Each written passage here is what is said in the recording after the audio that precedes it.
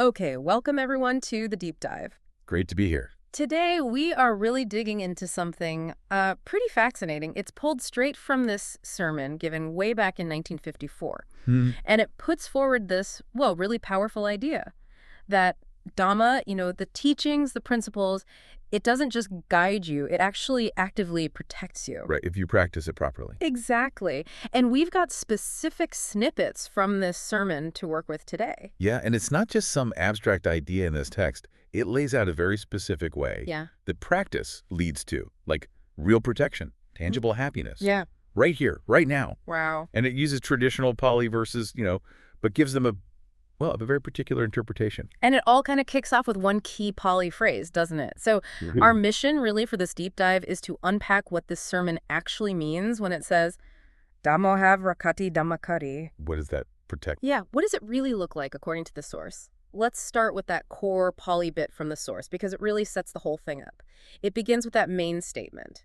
Dhammo have rakati dhammakarya. Which the text translates simply as, Dhamma indeed protects the practitioner of Dhamma. Okay, pretty clear promise right there. And it goes on, Dhammo suchantu sukhamavati. Meaning, Dhamma, well practiced, brings happiness. Then, Desanā Dhamma suchang. This is the benefit in Dhamma well practiced. And finally, the result is stated very directly. Na dugati gacchati dhammakariti. The practitioner of Dhamma does not go to a bad destination. So you see, it's not just saying, oh, do good and maybe good things happen. Right. It's making a really specific, strong claim. Practice brings direct protection from suffering. It guarantees you avoid that bad destination, that dugati dham, and it promises happiness, real happiness from well-practiced Dhamma. That is a significant promise. But, Dhamma, it's a huge word, lots of meanings. How does the sermon handle that complexity? Yeah, it tackles that straight away. First, it looks at Dhamma through what it calls the theoretical view, the study aspect, Pariyatti. Okay, right. So the idea is the learning part. What definitions does it give in that Pariyatti box? Well, it lays out four main theoretical definitions. First, just Dhamma in a general sense, like goodness, truth, basically anything free from evil. Pretty straightforward on the surface. Okay, simple enough. Then it gets a bit more specific, listing four types of Dhamma under this theoretical view. First is Guṇa Dhamma. That's about qualities, virtues, and importantly, their results. Like how? Like how good deeds naturally bring happiness, bad deeds bring suffering. It's the Dhamma of cause and effect baked into actions themselves. Kind of like the principle of karma. Exactly. Karma, seen as a quality or action producing its result. The second type is Desanā Dhamma, the teaching Dhamma. This is specifically the Dhamma the Buddha taught. And it's described beautifully, actually, as lovely in the beginning, the middle, and the end. The sermon explains this. Beginning is morality, Sala. Middle is concentration, Samadhi. End is wisdom, Panya. Ah, yeah. The classic threefold path. Morality, concentration, wisdom. That's a foundation for so much, isn't it? It is. And the sermon puts this, interestingly, in the Pariyatti category, the theoretical understanding of that path. Got it. Third type is Pariyatti Dhamma itself, which is just the study part, the curriculum, learning the texts, the teachings. So the book learning aspect. Precisely. And the fourth one under theory is Nisattanijīva Dhamma. This one sounds a bit more technical. Yeah. The sermon describes this as Dhamma, that is neither being nor life. It gives examples like Vedana feeling, Sanya perception, and Sangha mental formations. These are seen as like impersonal processes or realities. That's interesting. Why group impersonal things like feelings under theoretical Dhamma? Well, the thinking seems to be that understanding these things, how they work, that they aren't a fixed self, is a key part of the theoretical knowledge you gain through study. It's part of the truth you learn intellectually in this Pariyatti framework. Okay, so let me recap the Pariyatti view from the sermon quickly.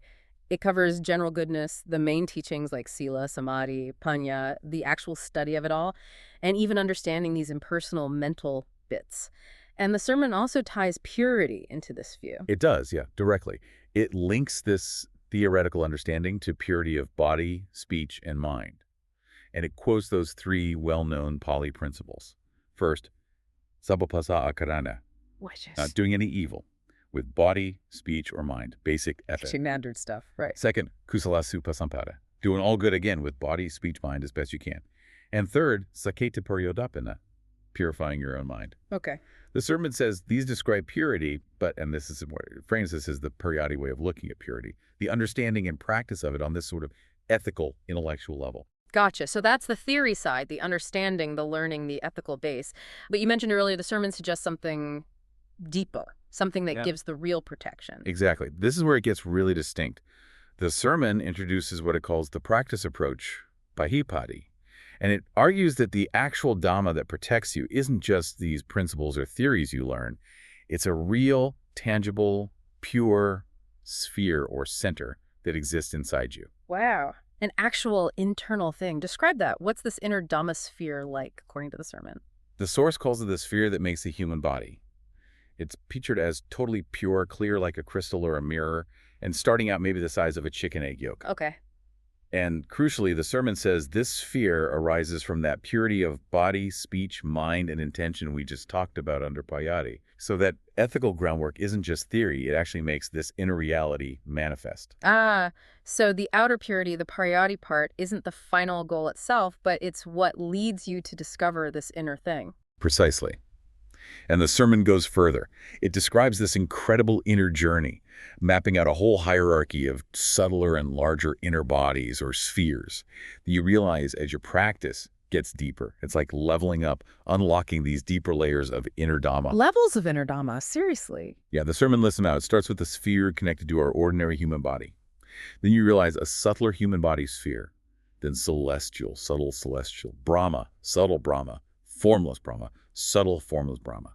That's 8 types right there, each linked to a bigger, pure sphere inside. 8 types. But I think the source mentioned even more, didn't it? It did, yeah. Beyond those 8, it talks about realizing even larger, even purer spheres. These correspond to the Dhammakaya, the enlightened body, the body of reality itself, and then the stages of enlightenment. Okay, like what? It lists the Dhammakaya, then a subtle Dhammakaya, then spheres for the stream enterer, the Sotapanna, and a subtle Sotapanna. Then the once-returner, Sakadagami and subtle Sakadagami, non-returner, Anagami, subtle Anagami, and finally the Arahant and subtle Arahant spheres. That's another 10 types. Oh. Bringing the total the sermon mentions up to 18 different kinds of bodies or spheres, each one progressively more pure, more refined, more vast. That's an amazing level of detail about inner states. And the crucial point, for this sermon anyway, is that these inner spheres, especially that core Dhamma sphere at your center, that's the real protector. Absolutely. The sermon is emphatic about this. Yeah. This pure, bright Dhamma sphere you cultivate inside is what gives the real protection to the practitioner, the Dhammakari. The protection promised in that first verse isn't just, the natural fallout from being a good person. It's the direct effect of cultivating and actually living within this inner reality. And the practice then is staying centered in these spheres. Yes, exactly that. The practice the sermon describes is all about finding that center and staying put right in the middle of these increasingly refined spheres as you realize them. The text is super clear. Being centered there brings incredible clarity, happiness, and yes, real, tangible protection from suffering and bad outcomes. And if you lose that centering, then the protection is lost, it says. But if you can find it, connect with it, stay firmly centered within it, the text basically guarantees protection. That's the core of Pahipati, the practice path here. It's an inward journey, centering your mind on this pure, bright reality inside. Oh, and the sermon also links this to Payaveda realization. The actual seeing and experiencing of these inner bodies and spheres is the realization. So seeing is realizing. Okay. Then the sermon brings in another famous Pali text, right? The Aggappasādasutta, discourse on supreme faith. That's right. And traditionally, the Sittakās is understood as talking about having faith in the supreme thing, the Buddha, the Dhamma, the Sangha, and how that faith leads to supreme results. Good karma, basically. Right. The source quotes those verses. Agato vipassanana agadama vijanata. Indeed, for those who have faith in what is supreme, knowing the supreme Dhamma. Mm-hmm. And it lists what you have faith in. Agibuddha pasanana, agatama pasanana, agesakopasana, faith in the supreme Buddha, supreme Dhamma, supreme Sangha. Okay. Then it talks about the results of that faith, the benefits. Agesmidana tadata, agapunyasavatati. Giving offerings to the supreme merit grows. Big merit. And the fruits of that merit, ayuka vatapariya sukiti sukhabala, supreme life, beauty, fame, glory, happiness, and strength. Sounds pretty good. Leading to the final outcome, divabuju manusova agappato pamadatiti.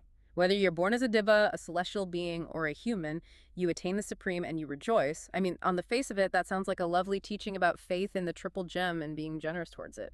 And this is exactly where the sermon drops its really unique interpretation. It argues that when that sutta talks about the Supreme Buddha, Supreme Dhamma, and Supreme Sangha, it's not just talking about the historical Buddha or the written teachings or the monks and nuns out there in the conventional way. No. Then what? According to this sermon, the real supreme things you have faith in, the things you make offerings to, are these very inner Dhammakaya bodies and the pure Dhamma spheres that you cultivate inside yourself through practice. Whoa, hang on. So the sermon is saying the sutta is actually pointing to internal states of realization as being the supreme. Exactly that. The sermon's take is that having faith in or making offerings to, maybe literally or maybe in the sense of dedicating your practice to these supreme internal realities, these pure, bright Dhamma spheres, and the enlightened bodies within. That's what truly generates the amazing results the sutta describes. So the huge merit, the supreme life, beauty, fame, happiness, strength. All of it. It comes from connecting with and honoring these supreme internal states, leading ultimately to rebirth in the best possible conditions. It's a total reframing. It anchors the benefits described in the sutta firmly in the internal cultivation of these Dhamma realities. That really does flip the usual understanding. It takes what looks like external devotion and says its real power comes from the internal realized state. Precisely. It connects those ultimate supreme results directly to cultivating and realizing these inner Dhamma realities. Okay, wow. Let's try and pull this together for everyone listening. Based on this sermon, the main message seems to be, yes, theory, pariyatti, and ethical conduct are crucial. They're the foundation. But the real protection, the lasting happiness, even those supreme results from texts like the Aggappasādasutta, they come fundamentally from this internal practice, from finding and centering your mind within this pure, bright Dhamma sphere inside you. That really is the core teaching here. And the sermon really emphasizes this isn't just philosophy. It's presented as a direct, almost physical result of cultivating and staying centered in that inner Dhamma reality. Yeah. The text actually contrasts this sharply with just intellectual understanding, or only doing external practices without that inner connection. It suggests that can even maybe hold you back from real progress and happiness. It basically says, if you find this real thing, I'm calling it, that's the original time I put it, this inner Dhamma, you've got to hold on to it tightly, because that's where the real power, the real protection is. So coming back to that opening verse, Dhammo have rakati dhammakarya Dhamma indeed protects the practitioner of Dhamma. It's not just about, say, karma protecting you if you're good or following rules. According to this sermon, it means the actual tangible protection comes from engaging with Dhamma not just as outer rules or ideas, but as this living, bright reality inside you, cultivated by finding it and staying centered right there. Exactly. That internal connection is key. Well, this has definitely been a deep dive into a perspective that feels quite different, doesn't it, on what Dhamma is and how it protects. We've traced how this 1954 sermon explains Dhamma, starting with the necessary theory, the goodness, teachings, study, even those impersonal bits. Pariyatti. Right. And then moving to its really central transformative idea, this inner Dhamma sphere as the genuine source of protection and happiness. Something realized and grown through that internal centering practice, the Pariyatti. And according to this source, the path it lays out for freedom, for well-being, it's not just about gaining wisdom in your head or being ethical, though those are vital. It's fundamentally a journey of cultivating inside yourself, finding and centering your mind within that pure, bright Dhamma reality the sermon insists is actually there. It's certainly a powerful and unique view to think about. Thank you so much for joining us for this deep dive into these really interesting sources. Absolutely. And maybe a final thought for you to take away, something sparked by the sermon's perspective. What does it really mean if we view spiritual growth not just as, say, understanding concepts or acting morally, but as the actual cultivation and realization of tangible, luminous realities within our own being? Something to really mull over.